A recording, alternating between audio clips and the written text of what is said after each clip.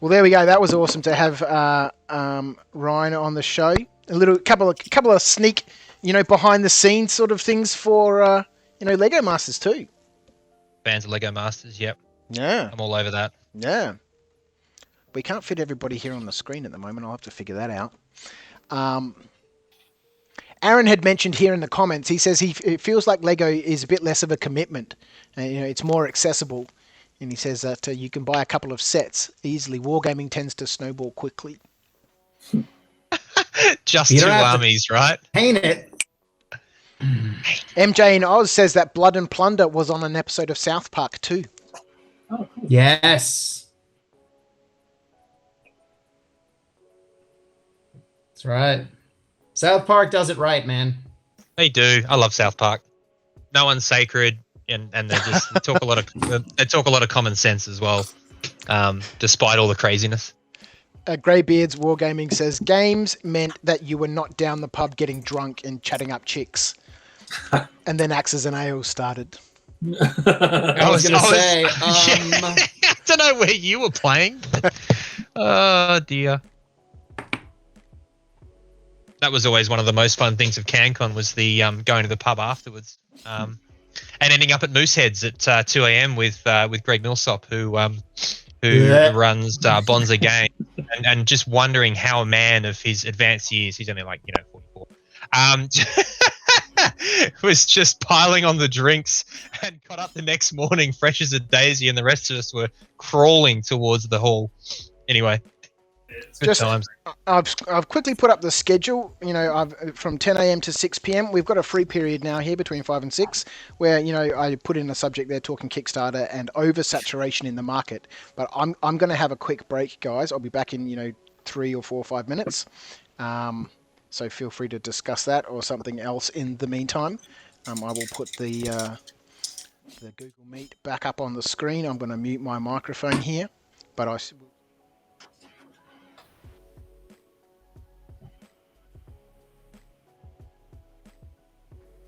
Thank you, Viv. Thanks, Viv. Oh, God, he's finally gone. Right, what are we going to talk about now?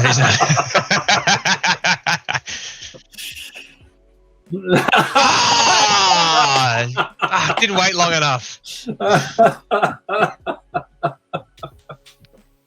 No, I'm actually going to have to bail for probably about an hour to go walk the dog because my pregnant wife is, yes, I know I say that a lot, but I'm still amazed that somehow I'm allowed to create a human being. Watch this space. The governor will be on me soon.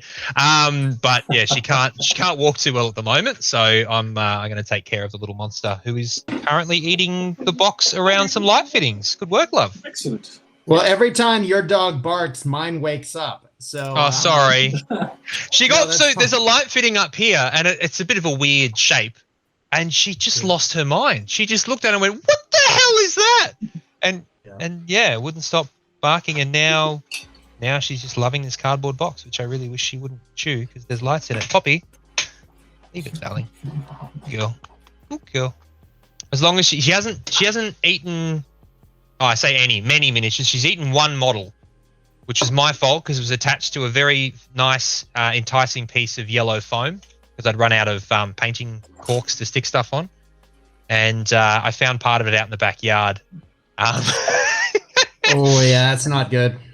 Yeah. I don't really care that much, to be honest. It was just a little deployment marker for, the new Infiltrator Space Marines. They got that little thing you can pop on the ground. It was just one of them. So whatever, I'll live. The great news is it didn't get lodged in her, which would have been very expensive. Yeah. So. How did everyone's collections pull up after the earthquake? Oh, poor Viv lost a beautiful dragon. That. Yeah, 300-pound dragon, yes. But... I was mid-move, so all of mine was packed. No problems this time. Having grown up in Japan, I've had quite a few things get knocked off of shelves. Yep. I was in the absolute perfect place to experience an earthquake, which was up a ladder in a lift. Oh, shit. That was fun. But I'm not dead, so, I hear you say the word fun. I don't think you know what that means. That word doesn't mean what you think it means. What you think it means. I got to say, mate, I love that shirt. Where on earth did you get that? That's so cool. I had it custom. Oh, it's Conan. I was wondering why it was familiar. Sorry, you had Doom. Yeah, I had it made. Oh, very nice. I'm gonna have to investigate. Was it Redbubble? Yeah. From why are the two snakes facing each other? Have you seen the musical? So good. Every time I watch that now, I have to see the movie. I can't start it. So it's this guy he's done lots. Lucky. I was lucky enough to get in on what is the name of the company? There was a company that made an unlicensed set of Conan models for about 10 minutes before the lawyers came in and slammed them shut.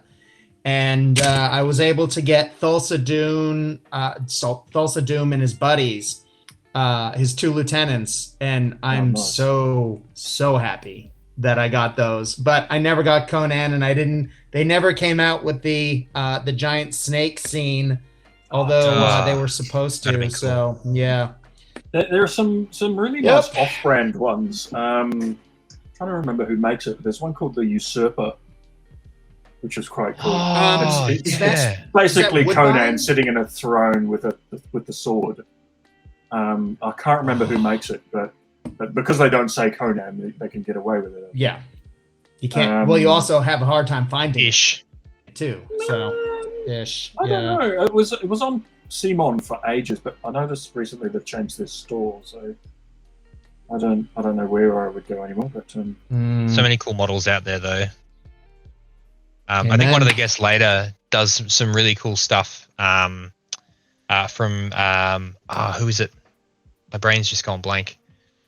Scott Reed has done some work for them recently, and he's made a van that may or may not be from the A Team, and it looks amazing.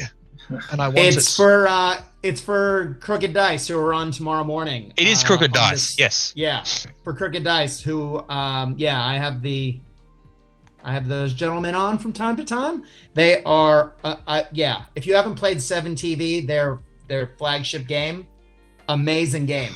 Imagine a skirmish war game that takes any intellectual property and allows you to bring it to the tabletop to recreate a television series or a movie. So let me put it this way: you can play like Scooby-Doo versus the cast of Scooby-Doo versus I don't know. Why am I suddenly blanking? Anything. You can the A-Team. Have Thulsa Doom. Yeah, the A-Team. Or something even more ridiculous, like the James Miami Bond Vice versus Yeah, or like the bad guys from Mad Max. What are some of the other Nazi villains?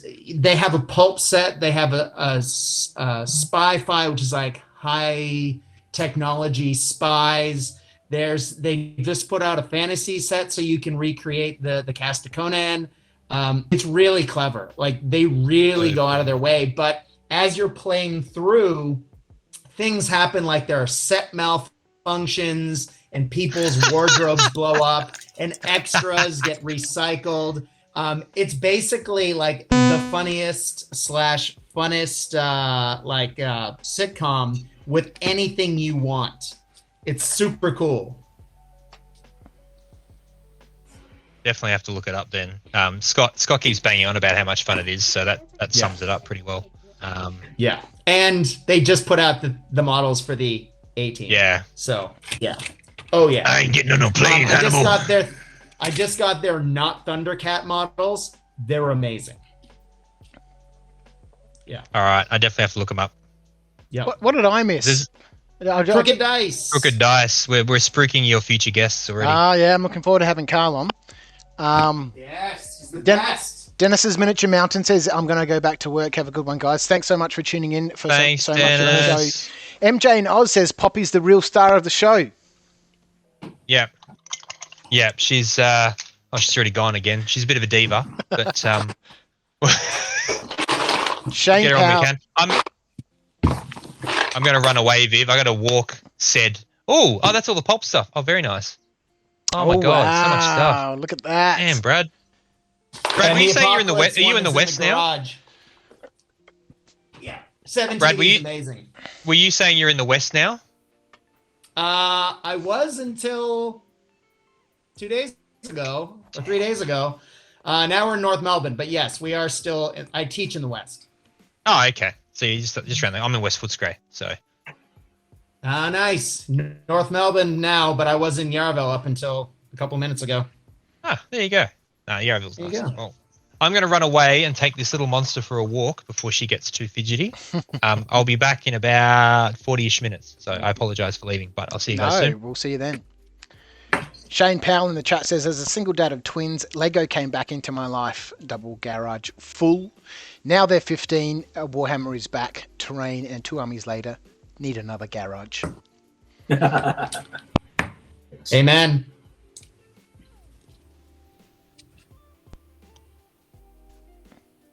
Mitch Gibson says, what the hell, Viv? Charlotte's a full human size now. Here she is. Yeah, I can't believe how quickly time has passed. And, right now, certainly with all this COVID business, my perception of time is completely skewed. I keep on thinking that things happened earlier this year. My wife was like, no, that was like before last year. And I'm like, okay, it's crazy. Hello, sweetheart. All right, I'm going to tune in real quick here to the campaign page for Painting for Life. Is sitting at $3,211. That's unbelievable. 3,000. Sorry, sorry, my bad. $7,211. I was going to say, is there another total? Because we're at 7,000 minutes ago. No, people have been asking for refunds after. I just skimmed a little off the top. I want to quickly thank all of our sponsors because my slides here aren't working properly either. That's wonderful. I'll sort that out and I'll come back to it. So you've been getting into some 7 TV, are you, Brad? Oh yeah, I love it. Been playing it for a while, and every time there's a new box, I pick it up. I'm really excited. They're jumping from full box sets to like little campaign packs that you can buy into that have themed models, terrain, and missions that you can play out. They just did like a Cthulhu New England town set. Like an encounter pack. Yes, exactly like that. I was talking a couple of years ago at PAX here in Melbourne to some people. PAX is huge for all things tabletop, and big in the PC crowd. A lot of role players were coming across to the Knights of Dice stand there, and they were asking about that sort of stuff.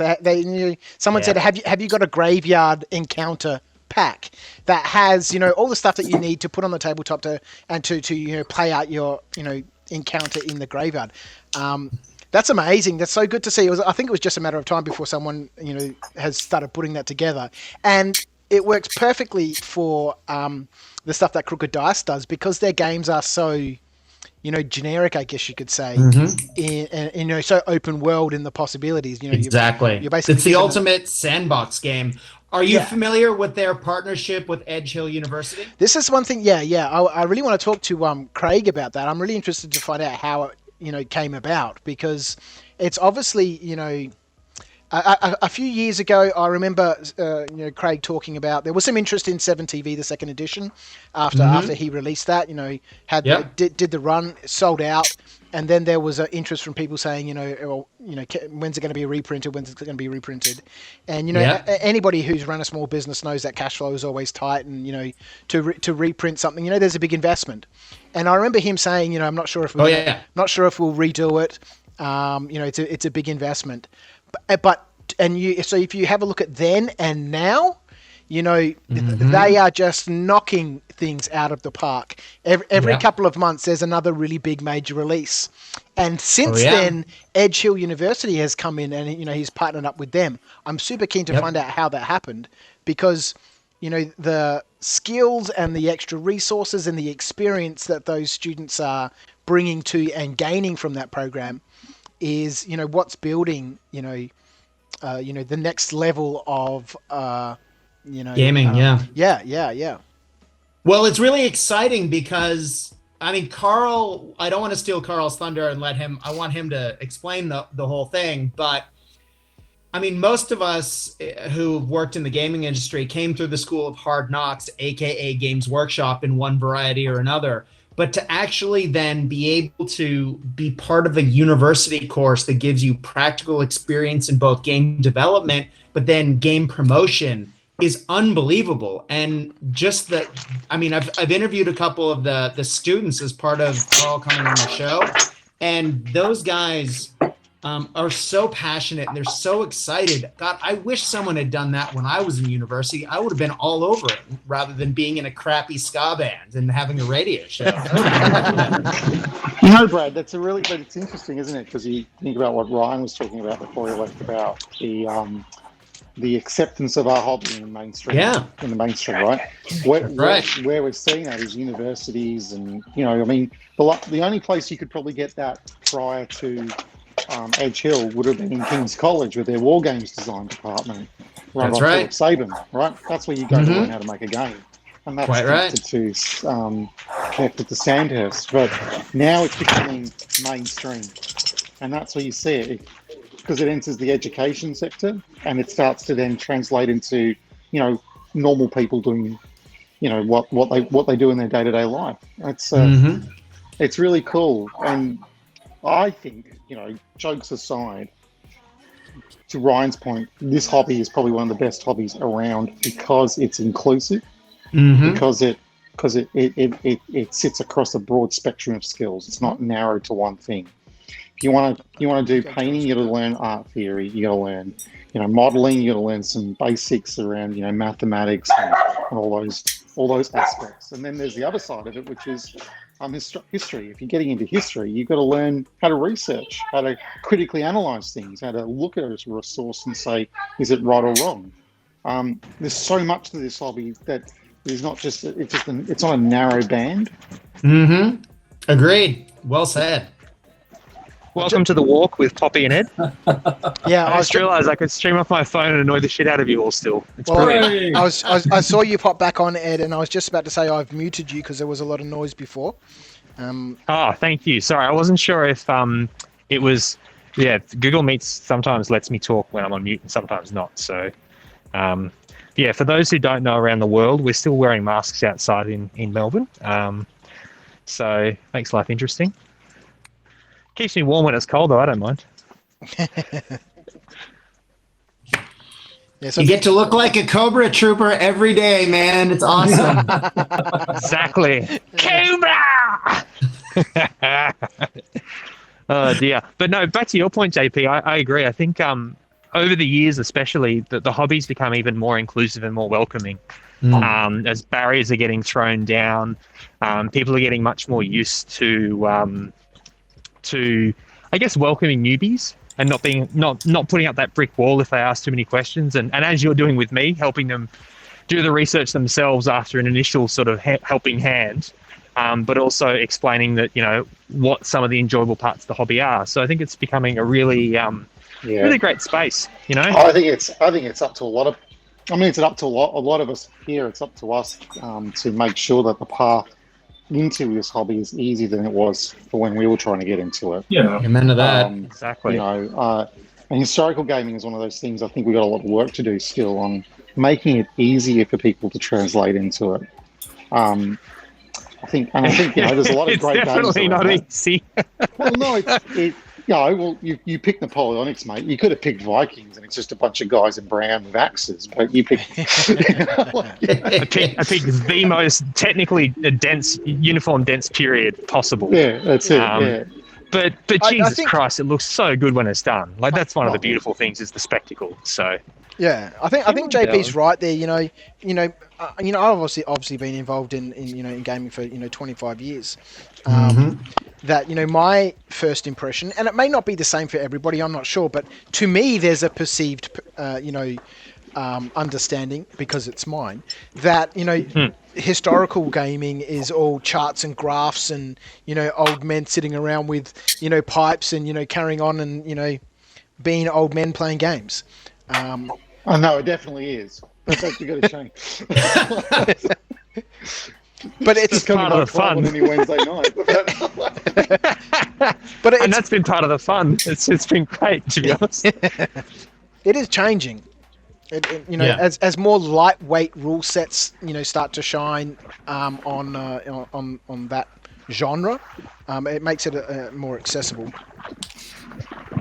I find it really cool as well seeing people like Scott's partner Jacqueline come across from her absolute love of RPGs, and she's a damn good RPG too. She's always fun to play with, and she's slowly being poisoned by Scott. So she's got her first Warcry warband, her first Underworlds warband, for Warhammer, the Snake Ladies. And apparently Scott just accidentally slipped her another box of stuff that lines up, and suddenly she's going to be playing Underworlds. Not Underworlds, sorry. What's the Warcry? Is the skirmish one. So, only a few more units, and maybe she'll start looking at low points of Age of Sigmar. It's just great. Just slowly watching the corruption of someone. But she's having heaps of fun with the painting as well, which is really good to see. So Mark Newman in the chat says we can't forget about the port drinking. No, certainly not. For the no, most definitely port swilling, the historical gamers, statements, and smoking cigars. That's the whole thing of historical wargaming. But the other side of it though, is the one thing I like about the group I play with, apart from, and I'm glad most of them probably aren't listening to this because I usually insult them every chance I get, is that there's no. They give as good as they get. Yeah. There's no judgment about what you bring to the table as long as it's painted. I think that's a really important thing because I feel sometimes, and I think we're victims of it in this hobby right now, is that people see amazingly painted models, like stuff that is hours and hours and hours and hours and hours of work, and then they feel like they can't live up to that, so they don't even try. Yeah. It's not about that, right? It's about painting and getting on the table and aiming and meeting people and building community and relationships. Yeah, exactly. Exactly. I think there's a lot of pressure, and I've spoken about this before many times, that, because, certainly right now, the only way that we can communicate and interact with each other is, digitally or online. And that, interaction may not necessarily be live, but, through Facebook groups and looking what other people are doing and posting and working on, that, you see so many people posting up awesome work in progress pictures. I glue my miniature together and paint it, and if you can't see something, it doesn't get painted. But you see people, pulling their miniatures apart and beautiful paint jobs. That I think there's a perception for many people, at least there was for me until I suddenly realized what was going on, that all of my miniatures have to be painted like that. And that, I should be painting all my miniatures like that. And, then I'd get a little bit down on myself because I'm like, I'm not going to paint the head separately. I'm not going to paint the arms separately. My stuff just must be shit.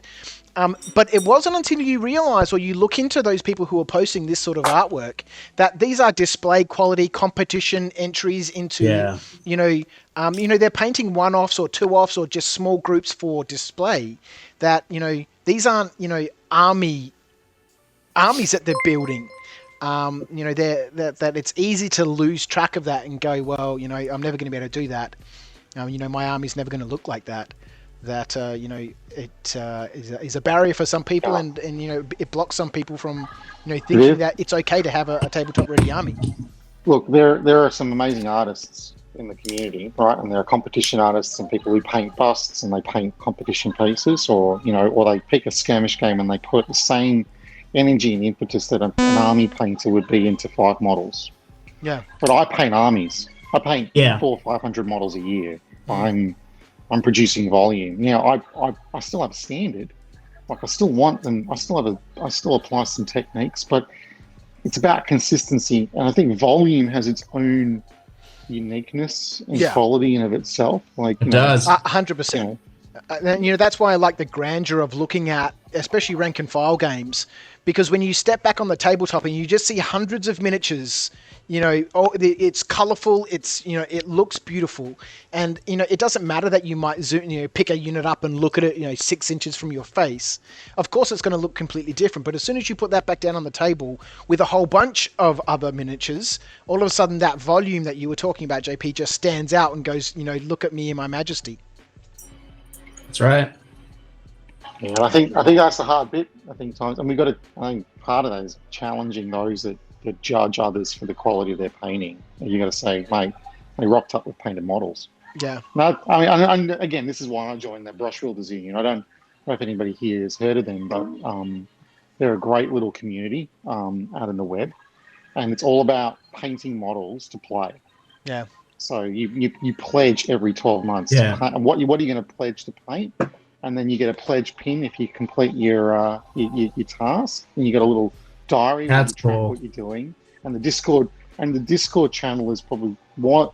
There's a couple of communities out there that I find really supportive. So Let Adventure, if anybody's ever been on that forum, probably one of the greatest and most supportive communities out there. And Disperse Gamers, right? Nobody judges anybody about their painting. And then this Brush Builders Union, really supportive. You put something up there, everybody loves what you do because the main objective is paint and then play. Yeah. Yeah. I mean, how many times do people have hobby challenges where there's a punitive, you didn't paint, so you get punished, kind of like you have to buy a 6-pack or do whatever else. But I love the idea of what you're talking about, JP, where it's you get an accomplishment pin. It's positive rather than a punitive.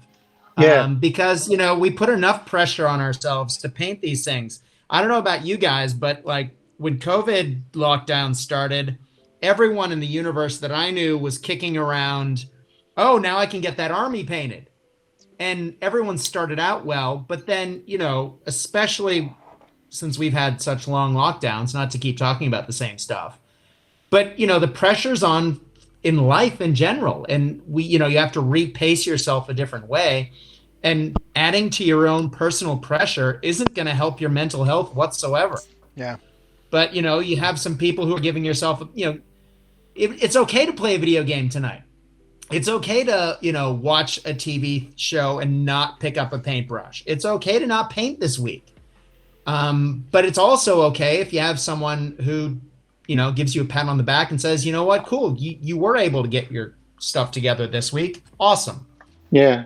If that makes sense. No, yeah. And it's one of those things that the older I get, as we all get older in this hobby, look, you start out and you look at all the pretty stuff. You go, oh, jeez, my stuff's crap. I'm not going to try. I'll just paint it. But you got to I think it's getting into communities where any effort is recognized as great rather than I've seen some Facebook groups, no point naming them, where people put their work up and the criticism is unwarranted. Yeah. Yeah. Amen. It's like, yeah, you can recommend to somebody use a wash or, think about 3-tone layering or have a look at this technique. But sometimes it's like so negative and so just hiding behind that wall of anonymity just to make somebody else feel miserable just because, I guess that is one of the bigger problems at the moment, again, with us all being, distance from each other, that you don't get that interaction that you might get in a club where people aren't necessarily going to be as abusive as they are on the internet, and without having that club or that physical interaction with your friends and stuff, you're relying, or your only source of feedback is Facebook pages or the internet or Instagram or something. You're far more exposed to those people like that. And I know what you're talking about, JP. There are just some people out there who just aren't necessarily being constructive with their criticism. They're being downright abusive. Some people just like to watch the world burn. Yeah, it's sad. It's I think that's why it's so important. Like, I've had a couple of people, like some of you probably seen my my blog now, or had a look at it, and I get all these comments. Oh, you paint so well, blah blah blah. I don't paint as well. I'm like, oh look, trust me on this. This is the Foundry system with a few washes thrown over the top of it. It's 3 tones and a couple of highlights. And you know what? It's not. It doesn't take much of my time. You're like a small investment where you sit down and you talk to somebody about how you do it and all the tricks. And there's a great YouTube channel called Hobby Hacks or Painting Hacks by, I think his name's Ventura Ace. I'm trying to think of his name now. But he shows you all these really simple techniques for like doing leather or metallics. And they're the simplest techniques on the planet. I'll find it later when I'm on a break and I'll come back with a link to it. Yeah, that'd be great. But I think it's about sharing how to make things easier rather than criticizing people. Yeah. And making the hurdle too hard for them. Yeah. Just jumping into the chat for a second here, Darren Holmes says DBA opened Ancients to so many people when it came out. We were talking earlier about, historical games. DBA. Yeah. Daniel Nichols says, my daughter, 9, is really getting into painting terrain. She invents little stories about the terrain pieces as she paints them. That's awesome. That's wonderful. He goes on to say, I've always felt that sometime I think my models look pretty good. Then you see some of the stuff at Axes and Nails and you realise they're not very good. Well, I understand what Daniel's saying there, but it depends on what your intention with the figures is, and how you feel about them. I guess I'm a, like you said, JP, an army painter. I paint to have things on the table. I do have some things that I'd like to paint. One of which was my Heresy dragon that fell off of the shelf during the earthquake we had the other day and smashed into bits. I've been finding little claws and stuff. I found one of its teeth earlier last night, and it's sitting in pieces. It's going to be some green stuff work on that model, sadly. I do have some things that I want to paint for display, but otherwise, I paint for the game and for the tabletop. And, I know that, I don't do the best paint job I can do, and I certainly know that it's not anywhere near the level of work that other people do. But for me, for the purposes of what those figures are, I think it's enough. I think it speaks to probably an attitude we could see more of in society in general. I think just letting people do what they want to do, what makes them happy. Yeah. There's been a lot of talk about army painting. Army painting is not my thing. If you have a look at the Painting for Life hashtag that I've been putting up pictures of my frog, I can't paint Napoleonics to that level. I'll go mad. I'll have to jump on there and set something up in the stream so we can have a look at that hashtag. Yeah. Thanks for reminding me. That's all right. But yeah, I mean, it's everywhere. Everywhere you see that. Like, the people that argue about whether DC or Marvel or pick anything. There's always going to be somebody that's going, oh no, my one's better than yours because whatever, Yeah. Just chill out. Let people enjoy the things. I think it's what the kids say. Yeah. Mm-hmm. I agree, Nick. I mean, Brad, I'm inspired by the stuff you're doing with your Cobra Force. That is, it's a super fun cool, project, right? And what inspired me about that was you picked something that you've always wanted to do, and you did it. You just did it, and that kind of put me back onto 28mm the Polyonics. Apart from going to Glasgow in 2019 to actually play in the Great Game, like I'd put off painting 28mm Napoleonics for ages because I thought it's too much detail. I can't do it. I just started doing it, and it's now blossomed into, what is it, 560 odd miniatures, 2 armies. That's the thing, man. Just find what brings you joy. What is it Marie Kondo says? Like, yeah, that's it. What brings you joy? Yeah. Damn the man. Do what you want. And if anybody's on the stream, you can jump over to my you can see I did some group shots recently where I did like a year in review, and there's layout pictures of the two forces, the Prussians and the French, and you stand back and you go, geez, where did that come from? Right? Yeah. It's fun though, and that's what it's all about, right? Just having fun. That's it, man. My first Well, yeah, my first proper roommate way back when I worked for the evil company was a multiple Golden Demon winner, and I was just cowed with his work because it was in a display case in the living room in our apartment, and I just looked at my stuff and it was terrible. And I beat myself up enough about my painting before I lived with Jason, but we sat down and had a couple of tasty beverages one night, and I admitted that to him, and he just pointed out, look, I had some people that helped me out when I was getting along, and what you're doing is great, man. You play the games. You've been playing for years. Enjoy what you've done. The one thing I'm going to tell you is, and he got out a bat, so to speak, and was like, prime your goddamn models. And I was like, oh, okay. And you know what? It made a huge difference. But I asked him for little tips and tricks along the way, but he never looked down at my painting. And he's one of the most talented painters I've ever met. Had no attitude about it and was just going, yeah, man. And he would look at my stuff and he would legitimately say, that's awesome. I painted a dwarf Mordheim warband using washes and base coats in a weekend. And it was the best thing I'd ever painted in my life up until that point. And the biggest celebrator of that was the guy whose Thunderhawk won, all the Golden Demons, and whose stuff was the best. And that was just... that attitude taught me, it's like, just be proud of the work that we put in. Dave Taylor's another guy who was on earlier, but he's also big on, the effort you put in. It's cool. And I know there are people who poo-poo, like everyone gets a ribbon in the race or whatever, but it's not a competition. It's our hobby. Have fun, man. Yeah. Just...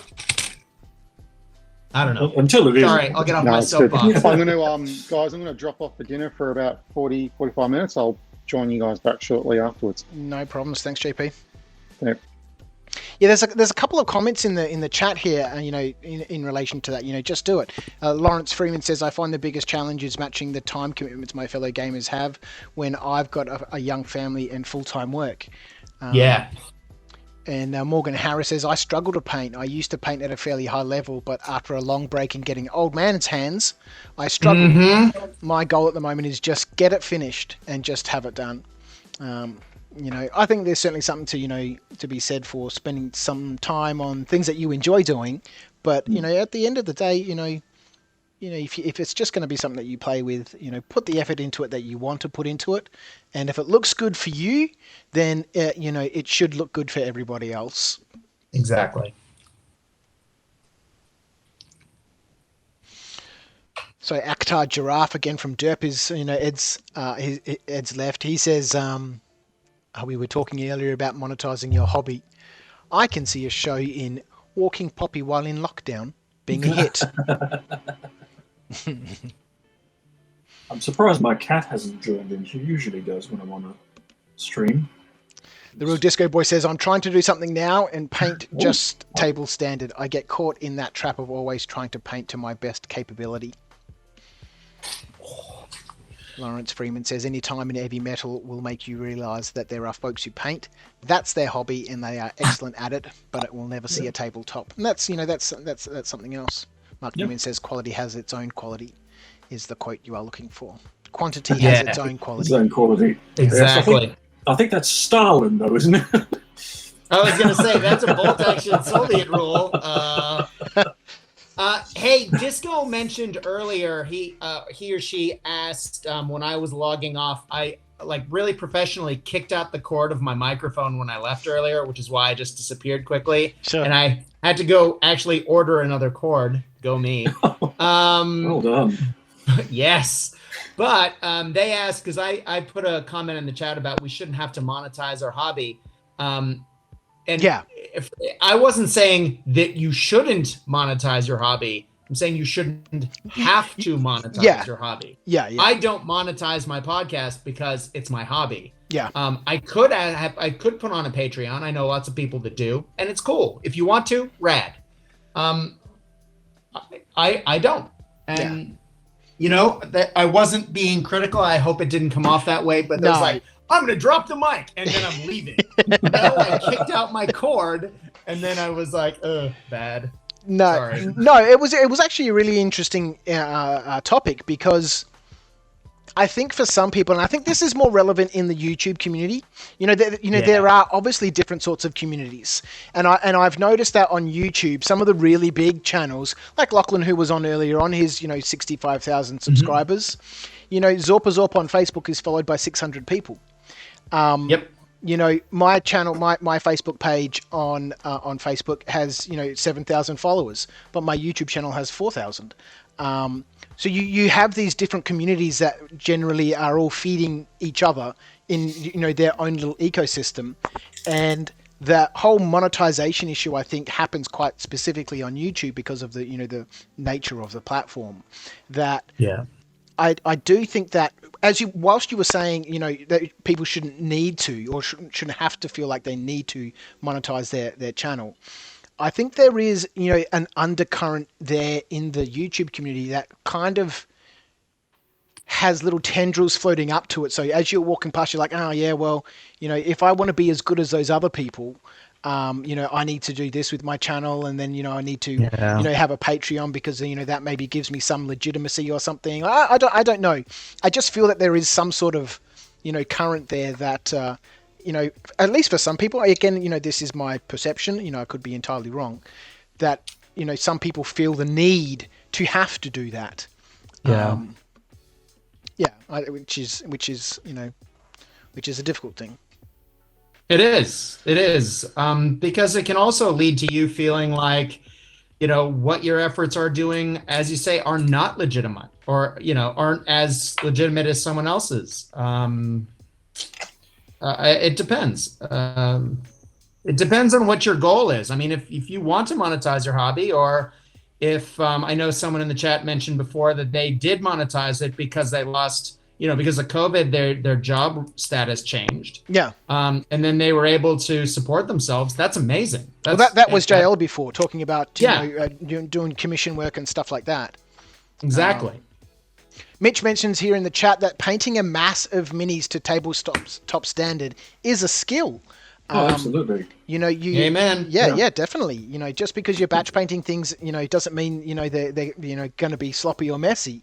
And to batch paint actually requires you to have that batch painting, mentality to it. We were talking just before. It can get incredibly boring.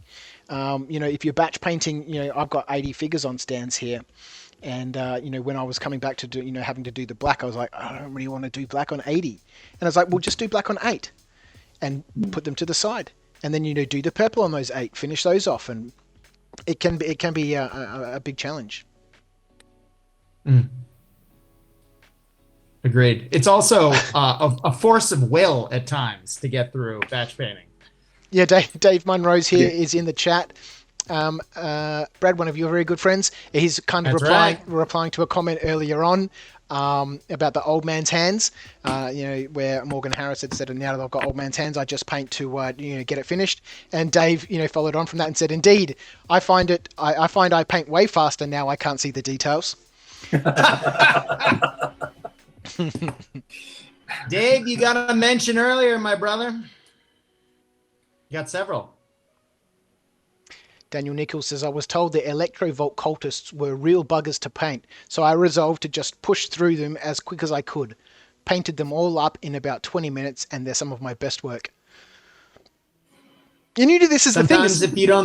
Sometimes if you don't think about it, it goes quicker, right? Yeah, this is the thing. Sometimes, just techniques that you use, or, you can just have a Bob Ross moment, and you have, this fantastic experience. Lawrence Freeman here touches on, he writes, I also have wondering eyes for models that are no use for my army, but I just want to paint it. And, I've got a few like that. And, I've, spent a little bit more time painting them. And it was a video, I can't tell you, unfortunately, which channel it was on, I came across. But, they were saying for them to help with their motivation and their enthusiasm, especially through large projects, and Nick, you're doing this right now actually, was to just paint something that was a one-off. I don't have any need for it. There's no reason for it. I've got no army it's going into. I just, for whatever reason, have it in my collection and it's sitting around unpainted. I'm just going to, spend an evening and put some paint on it and, get that one, done. It can be really nice to just break up the monotony sometimes.